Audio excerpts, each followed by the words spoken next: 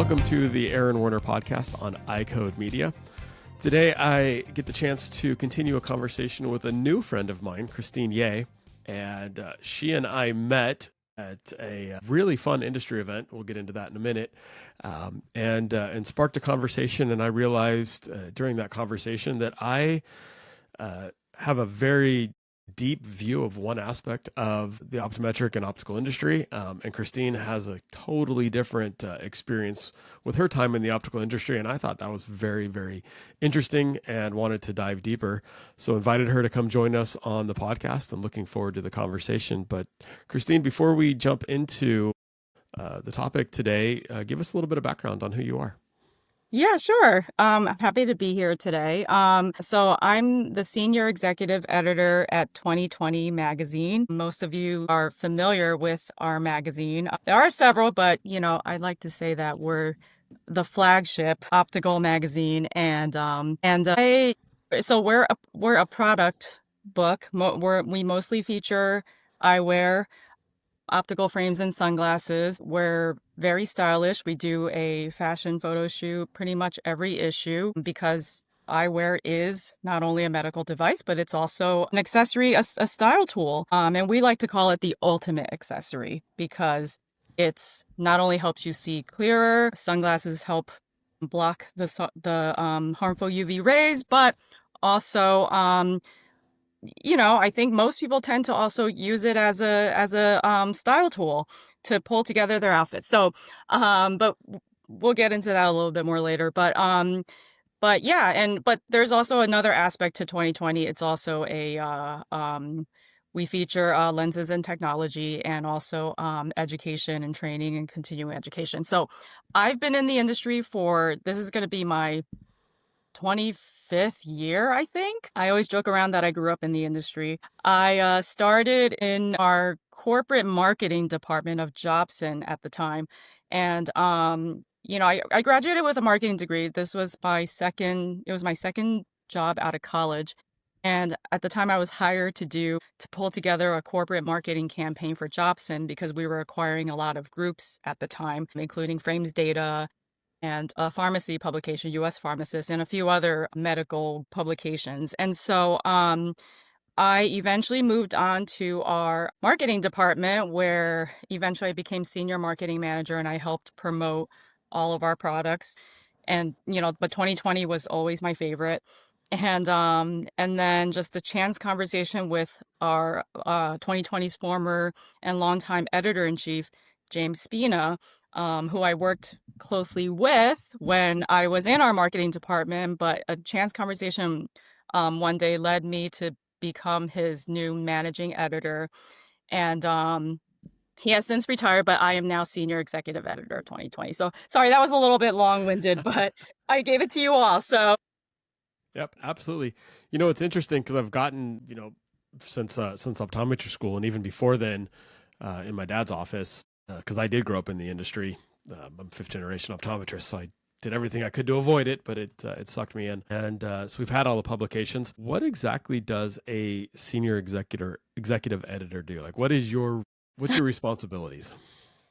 So my main job is to make sure the magazine gets published and out the door, and it gets printed and published. And, so we are a print magazine, but obviously there's, a lot of digital aspects now because things, media has really evolved. But we still have an old school print issue. And I make sure all our editorial pages get published and printed and out the door and printed. And so I read every single editorial article that goes into the magazine. So it's not just the fun eyewear style pages, but all of it. And so I do editing on top of that. And then I work with our art director to get the pages laid out. And then we go back and forth but I push the button to send it to print. But I also do a lot of writing myself. Obviously I write columns several times a year, but I also write several feature stories throughout the year and just some little articles here and there, and also some of our digital products that we have, write some of the copy for that as well. So yeah, I mean, I make sure that it gets done, I guess, in a nutshell. So the buck stops with you. I like that. Yeah. Yeah. Pretty much. So So it's not all just fun photo shoots and Oakley parties, right? There's a little bit of I work that mean, goes involved in that. yes, that is one of the fun perks, but I'm not there to just party either. Right. I'm there to check out what's new, to network with the guests that are there, people in the industry, but also to cover it. That's the main reason why us as editors get invitations to whether it's an event or on these press trips, for example, like the Oakley one. Yep. And so, but yeah, and especially with social media playing such a big role now, we were able to share almost immediately what we see and what we're experiencing on our social media. And so, so yeah, so that's part of it.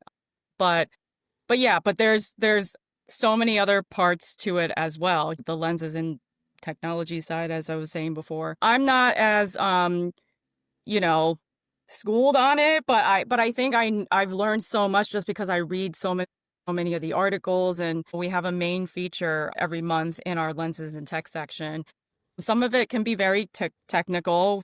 Well, sometimes I'm like, I don't really know exactly what I'm reading, but I think I'm at a point where I understand a lot more of it than I would if I didn't have this role. I wouldn't understand it at all. Like for example, I'm currently editing an article that one of our writers wrote on vertex distance. And, you know, I mean, if you ask me to explain it, I probably won't be able to explain it, but that is a big part of what we do. And also we do offer continuing education and training. So yeah, I pretty much touch every aspect of the optical retail part of our Oh, well, industry. So yeah.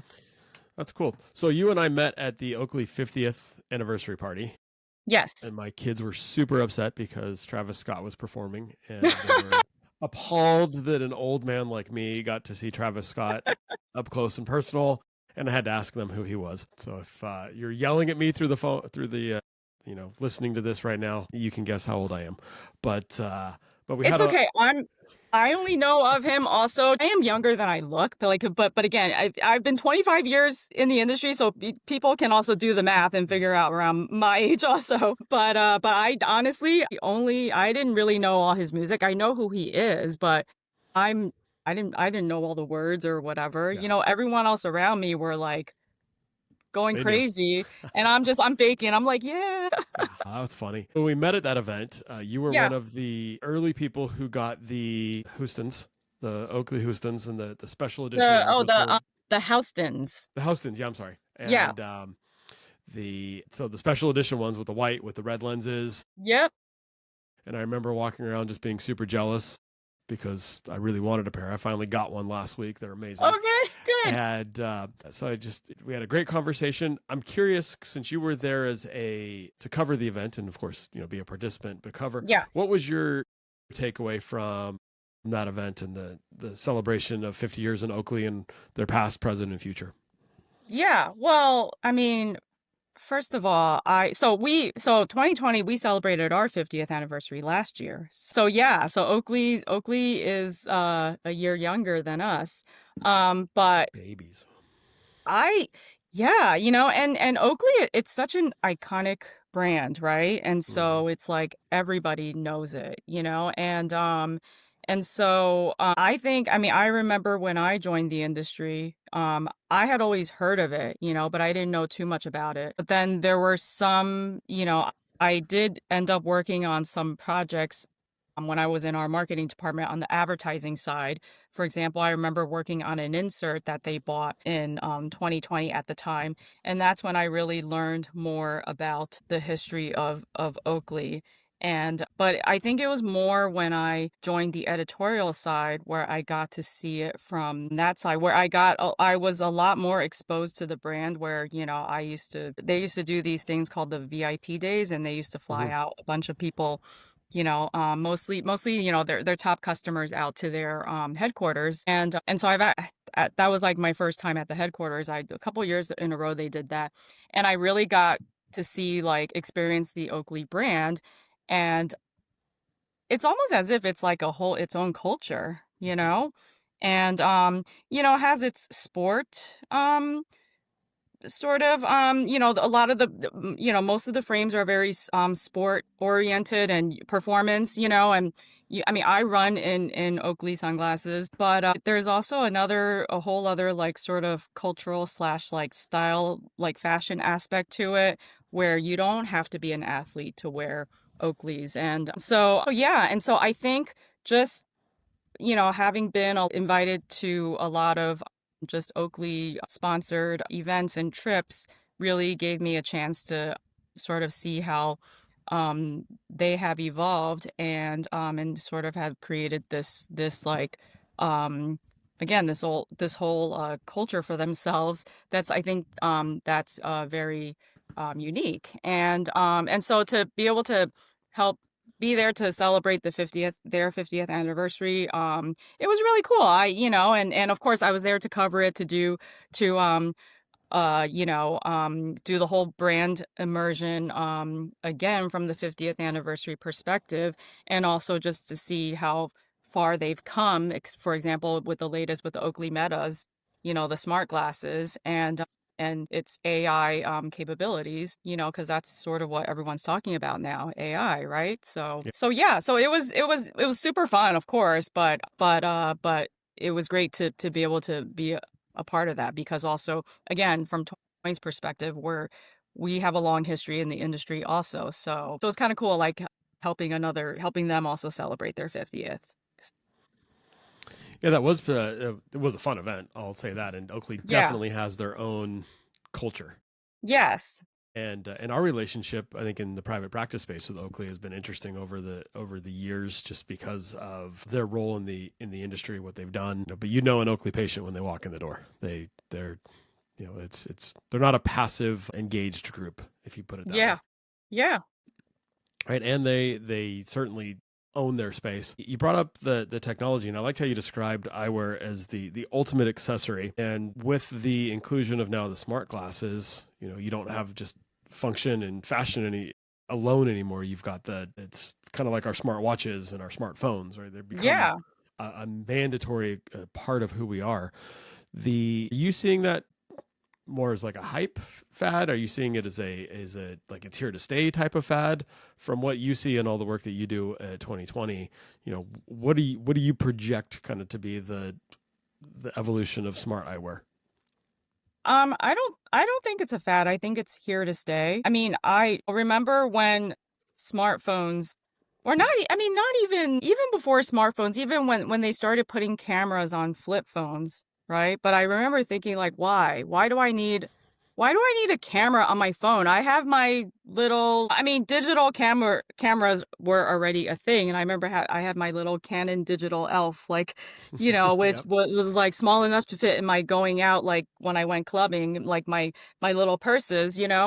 But I remember thinking like, why? Why do I need a camera on my phone? But then now it's like, we don't like we can't live without our like we document everything through our phones now, right? And so I think with eyewear, I mean, I wasn't really surprised when they started putting cameras in like smart eyewear. And so I think it's like it was like sort of the next step, right?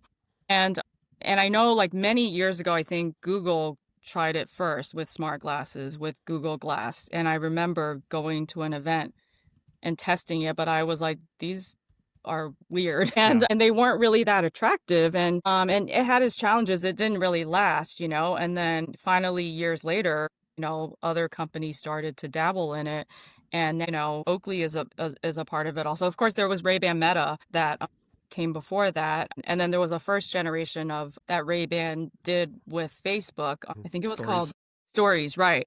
And but that one, and that one was a huge improvement, but I think even since then it's the technology has gone even higher. And there's been other companies since, and we're actually doing a section on smart eyewear in our upcoming November December issue. Oh, cool. So there are some companies that my colleague Jillian is working on it, but she came across some companies that I haven't even heard of.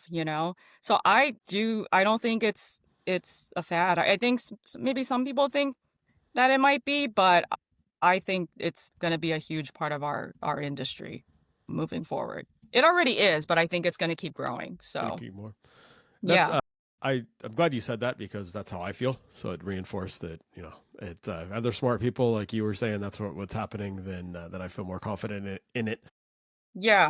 I always picture that adoption curve, and I think that the Google glasses, the Ray-Ban stories, we're all part of that innovators. And Yeah. they're trying to see what can happen, even though it's not perfect, and they're going to get pushback, and the masses might point out where they're doing things wrong or not as good. But as it grows and develops, it's pretty neat now. I did at the Vision Source Exchange earlier this year. I played with the live translation on stage, which could have gone really bad had the product not worked.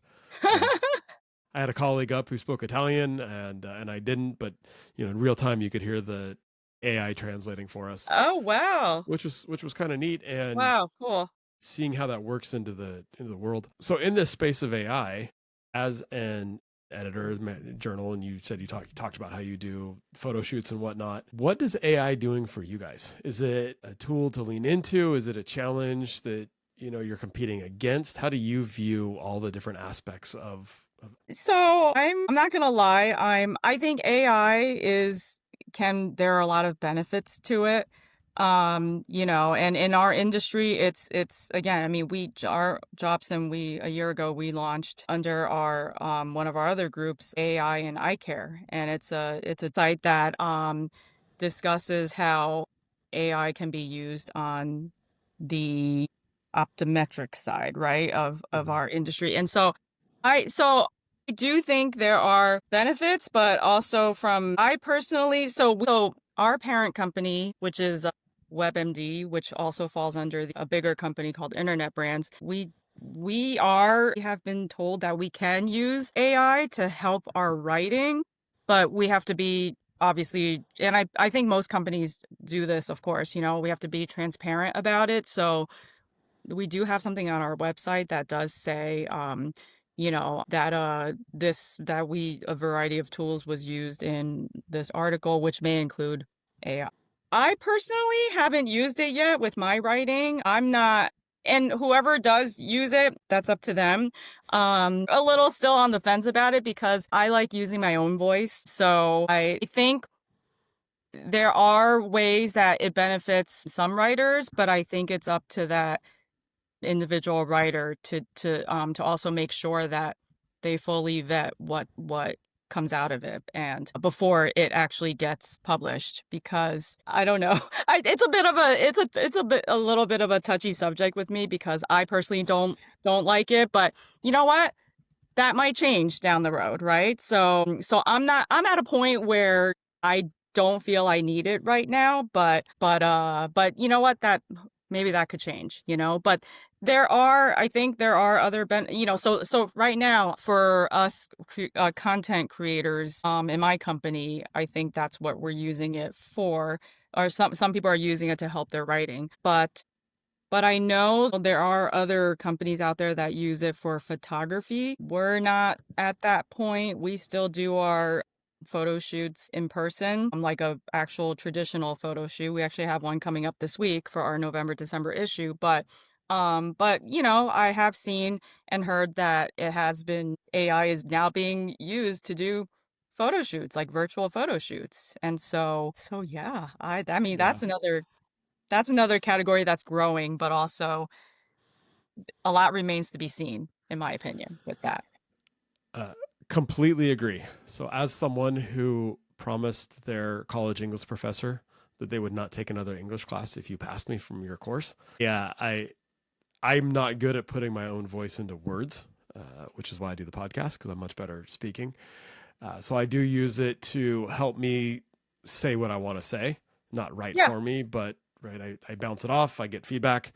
So I kind of use it as I guess as an author would use an editor, right, or yeah, a small yeah, group of people to look at it. But I look at it as an active involvement. Hey, yeah, I like this, I don't like that. I edit it, and I'm going to give you another version, and back and forth because it helps me say what I'm trying to say in the tone that I want to convey it in, which isn't a strong suit of mine. I don't just recommend Peak Pro to my patients. I use it daily, and so does my whole family. Honestly, it's one of those rare products my wife and daughters all love. So much so they actually fight over who stole the tea tree cleanser, the peptide cream, or even the hyaluronic acid. I had no idea this would be the case when I introduced them to the Peak Pro products, but I've learned they're a great company to work with, and their lineup covers everything from daily eyelid hygiene to deep hydration. I highly recommend checking them out. We've got a special affiliate link in the show notes, and use code Warner for 25% off.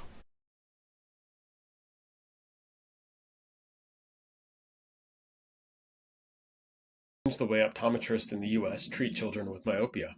The purpose of the Myopia Collective is to rally the profession of optometry and its allies to interrupt the status quo and elevate the new standard of care for children with myopia. Every individual is encouraged to become a member of the collective. By joining, you commit to taking action to help slow the progression of myopia in children. You'll receive updates and information about the collective and its work in the fight against myopia, gain access to educational opportunities and resources offered by the collective, and hear from change agents, the ambassador optometrists selected to serve as advocates for community and policy change that facilitates the mission of the collective. Scan the QR code or click on the link in the show notes to join the collective today.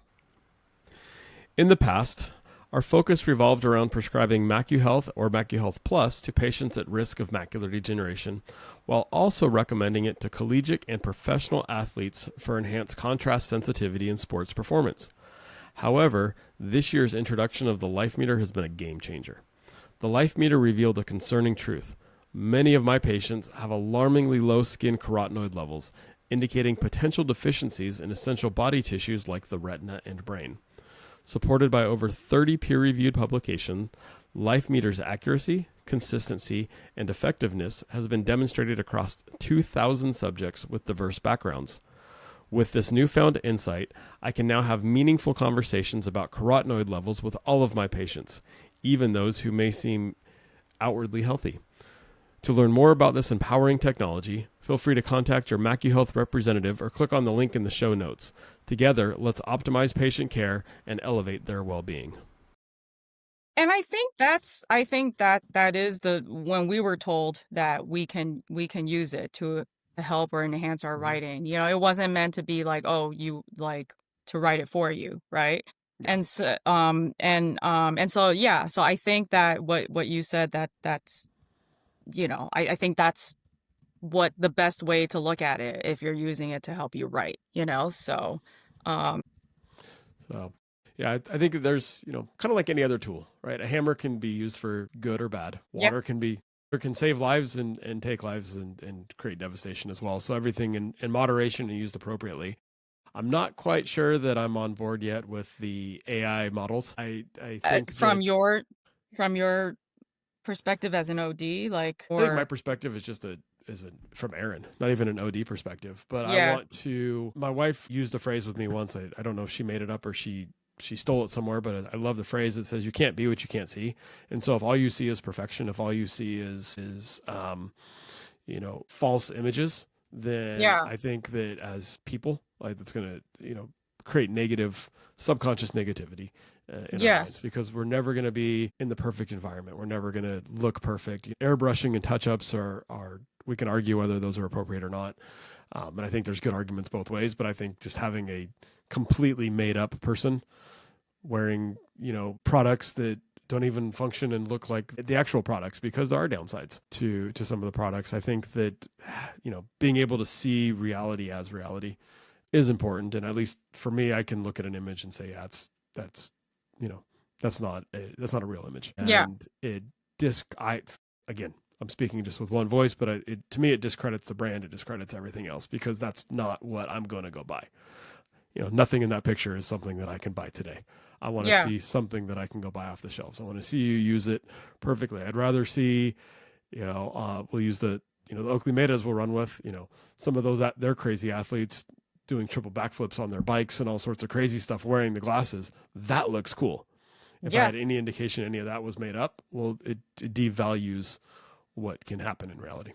yeah. But you know what's happening now also, like I see it in social media comments now also. Now everyone thinks every single video or photo is AI, even when it's not. And so it's kind of like it's and like there's So, so like, I mean, I see it all the time, like literally, like I think everyone is questioning, it's automatically, oh, well, that's AI, and so, but I think that's one of those things that happens, right? Especially Yeah. with social media, so Well, I promise you that nobody thinks any of my posts are with images are AI because this clearly is not an AI generated face. Right? There's enough not rights in there, right? To know that that's the case. yeah. Honestly, I think that that's going to, I'm hoping it causes a huge backlash. I've got teenage daughters, and I tell them all the time, like, be you. The Yes. 3.5 hours of makeup routine in the morning. Not even going to try to touch that because I don't understand as your dad. But you're naturally gorgeous, right? You're you. Like you don't have to put a face on because you're you. And so I'm hoping that the AI backlash, at least when it comes to modeling and seeing what the potential is, will help push that Yeah. force. Because at the end of the day, we're not selling to an AI bot. I'm selling to at least products. I'm selling to Yes, a for person. sure. And the person has to understand how they're going to look in the product, how they're going to use the product, how they're going to engage with the product in their world. Yeah. Agreed. So kudos to you guys for continuing to use real people as models. I think that's a big deal. And as long as I don't see any M dashes in your articles, I'm pretty sure that I'm not going to think that Wait, you what do used you AI. mean? Oh, that's it. My wife's a high school teacher, and so that when the students are putting in articles into Chat GPT or their papers to write, Chat GPT loves the M dash. I didn't even know how to name it until she told me. Interesting. Okay, I did not. Okay, so now that I think about it, sometimes when I edit articles from certain writers, there are A a lot lot of of, M and dashes. I'm like, you have to know when to use an M dash. You Mm-hmm. can't overuse it. Yeah. So a lot of times I take them out. I'm like, it's not needed here. It's not needed here. So, that's interesting. Okay. Yeah. So I hope I didn't get anybody in trouble. Some people No, may no. just like they may have had that teacher in college their freshman year that just loved the M dash or loved the. No, you know what? There is some of them now that I think about it have been used are just M dash people like way before AI was even a thing. So so it's okay. That became my quick interaction when I can see that or just overly use of bullet points and emojis. So when I get that email that's full of emojis, I'm like nobody spent the time to go look up that proper emoji picture to put in here. I think it's kind of neat to see our world continue to transform and evolve and progress. I think it always has. So over your time in the 25 years, what are some of the biggest changes you look back on or biggest moments or things that stood out over the last 25 years within the optical industry that you've seen that really have made a difference or at least made an impression on you? Wow. I mean, just from the industry overall or from a product standpoint, because I can I think speak all the all. all the above. If somebody said, "Hey, looking back on your last 25 years," and I purposely didn't prep you for the question because I love the real honest, answers. Yeah. Looking back on the last 25 years, what were some of the biggest highlights in the industry, technology wise, career wise, products, whatever it is? Yeah. Well, I will say, I mean, because last year when we celebrated our 50th anniversary, we, as part of our initiatives, I had to go, me and, members of my team, we had to go back and look through our archives from like we have in our office, we call them the bound volumes. And so there are these huge bound books. They look like library relics. Like, they look like encyclopedias from like a long time ago. I mean, if you think about it, some of it was from a long time ago, 50, 40 years ago. And so 2020 used to be tabloid size. And so it was like long, okay. Yeah. And now it's more of a square. It's not a perfect square, but like a rectangular square size. But so we have these huge books where we used to every at the end of every year we would send each print issue out, and they would all be bound into like a big encyclopedia like book, okay, for that year. And so we kept doing it up until I think we stopped doing it when the pandemic hit, like in 2019 or something. And so but we have them all sitting on a shelf in our office. And so we went back again, we still have our print issues, but we don't bound them into these books anymore. But we had to go back and look at all the other ones because that was a lot, most of the old issues, it was before things were digitized. And so that was our only record of it, really. I think at some point, we're going to look at sending those out to have those digitized Hmm. also. But, even in our art department, the files that were sent to print, I mean, back in the day, print publishing, and that was sort of even before my time, magazines were printed on like using literal like film, Really? so yeah. And so whatever we have, even some of the programs, when things started to go digital, we can't open those files anymore, and so our only way, and our website only dates back to a certain number of years also. Hmm. So the only way for us to really look back at the industry was to go through these books, right? And remember looking at some of the things, from some of the issues from my time, and I remember thinking like, oh my gosh, I remember like when this was a thing, so it was a lot of fun looking like to see how our industry evolved. I think mostly like from a product standpoint, it's crazy to see like how much frame shapes have evolved, and whereas like it used to, when things started out, right? It was like big and oversized, right? Like in the Yep. 70s and stuff. And then same thing in the 80s, and it was like bright, colorful. And when I joined the industry, that was like that was like 2001, I think. That was when things started going minimal. Hmm. And or it might have already been sort of minimal. There was still some of the leftover like 80s and 90s styles, but I remember my first pair of glasses was actually like a big round like red pair. But then when I joined our industry, I remember having to get my second pair of glasses, and I recently found it, and I was shocked at how small it was. It was like these like rectangular silver metal frames, and I'm like, how did I see through these? They look smaller than my eyes. So, and for a long time, it was like that was the style, and rimless was really big at the Hmm. time, and but then and I think at the time, eyewear, that was when eyewear was still, and there was always a style aspect with eyewear, but I think there was a time when it was kind of like it was small because like people didn't when you're wearing your eyewear at the time, people didn't want them to see it as the first thing that was like Yep. on their face. And I think that's why that was part of the reason why like that was, again, that was like the style at the time, right? And so but I think over the years, and I would say more so in the last 10 to 15 years, um I think that really started to change, where it was cool to wear eyewear, right? And now and again, I can go on and on about this, so, and I realize we have a limited time. So but I mean, we're at a point where people just love eyewear. And again, Hmm. this I'm not talking about sunglasses, because sunglasses have always Right. been everybody like wore sunglasses, right?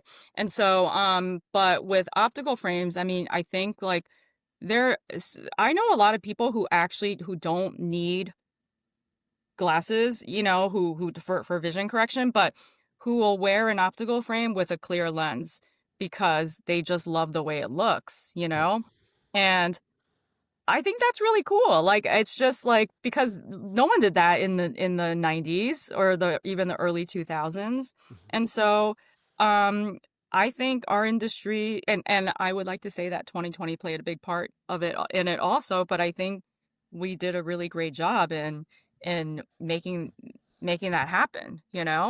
And yeah, people love eyewear, and especially with independent eyewear, which is a term that 2020 coined, where it's not just like eyewear isn't just licensed and lifestyle brands of like, or they're not just brand extensions of popular designer and lifestyle brands, and that is still a huge part of our industry, but there are so many brands that are born on an optical heritage, Mm. and that's what we call independent eyewear, and I think that also over the years on that side of our industry, a lot of new brands came out of that, and there's a whole other separate fan base for it. So, Yep. but yeah, so I can go on and on about that. No, it's I think it's pretty neat the stories that come from it, right? You can Yeah, for sure. it's no longer a placeholder for a function, but now it serves as a message, right? No different Yes. than the watch that we wear, right? Yeah. It's are you team Apple Watch? Are you team Garmin? Are you minimalistic? And I've got my Timex that I picked up at Target and as I've had for 50 years and it keeps working. Our shoes, my buying old Jordans. What just we tell the world a lot about ourselves through our eyewear, For and I sure. think it's pretty neat, as you mentioned that we have all of these options on our plate now. I think the other cool thing and that we are in fashion, at least what I see from my limited fashion sense, is that there are no more rules anymore, and so it's whereas in the 80s you fit a style, in the early 90s you fit a style, in the early 2000s Yeah. you had Y2K style.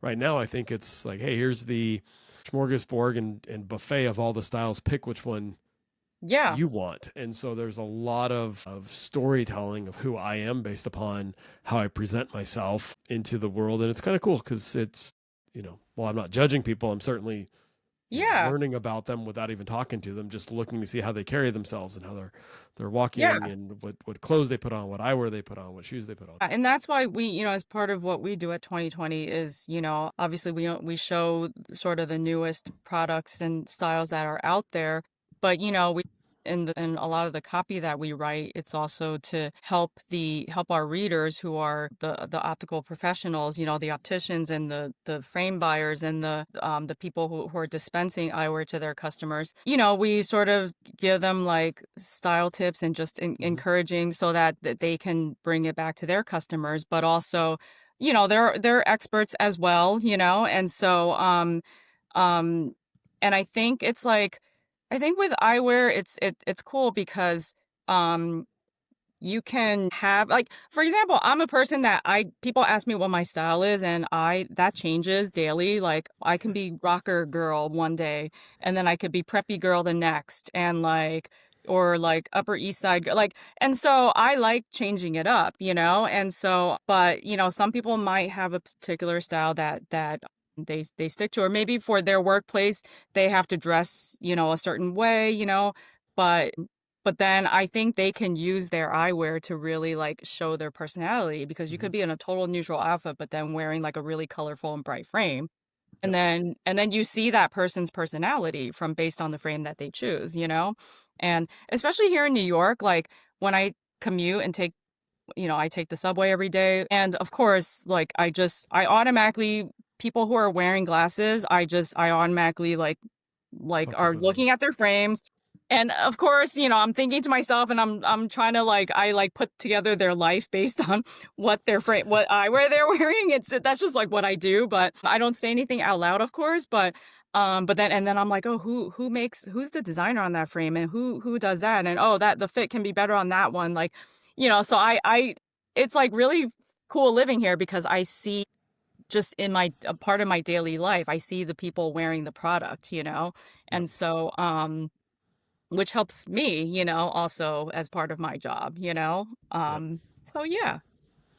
So yeah, I think it is pretty neat to see how people engage in what they do, and even beyond that, just how the eyewear helps people even more with the nuance audios and Yes, the for sure.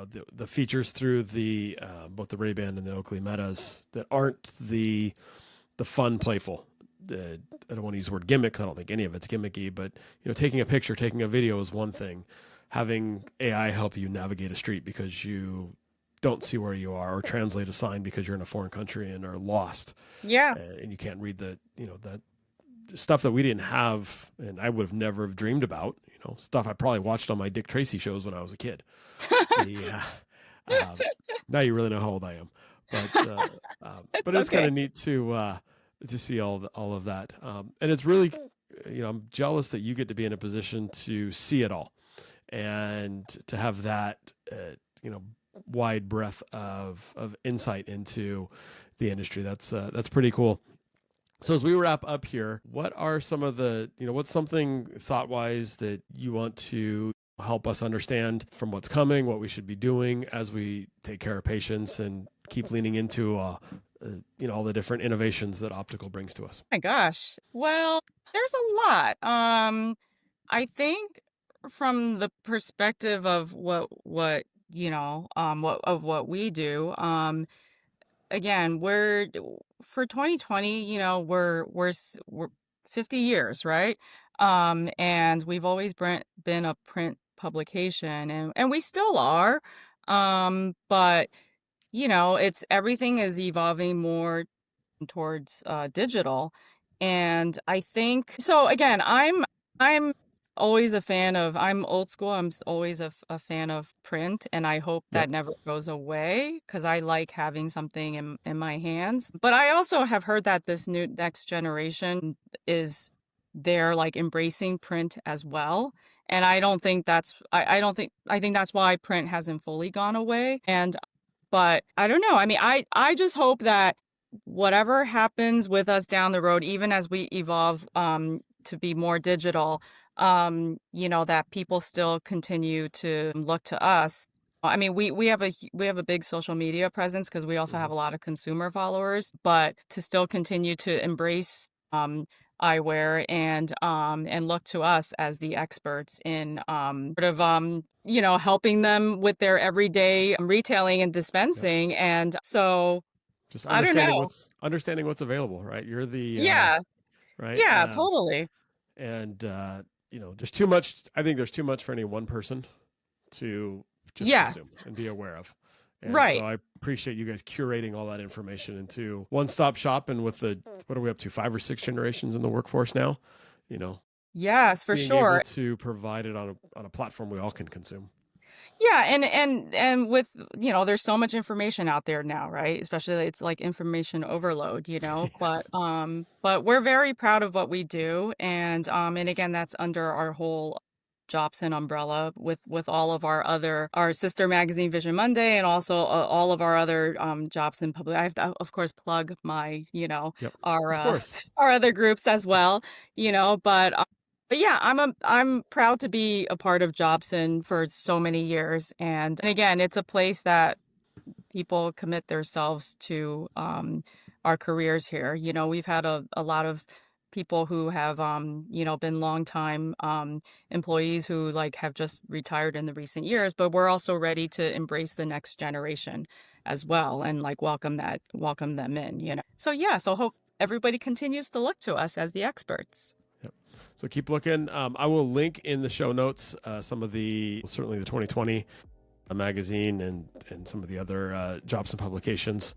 Thank you. So, and you can, if you aren't getting those, you can click on there and select whether you want the print version or the electronic version, engage with them. Because as Christine says, I fully believe there's way too much in this industry for any one person to consume altogether. So I love finding sources that collect and curate the different information. And then, I can dive deeper into the different aspects that I want to, whether it's in the optical side, on the fashion side, technology side, clinical side, trying to just have a whole bunch of a team help us out. So Christine, it was a pleasure to meet you at the Oakley 50th. It was a pleasure to have you on and chatting today, and appreciate all that you do for us. Thank you so much. It was a pleasure myself.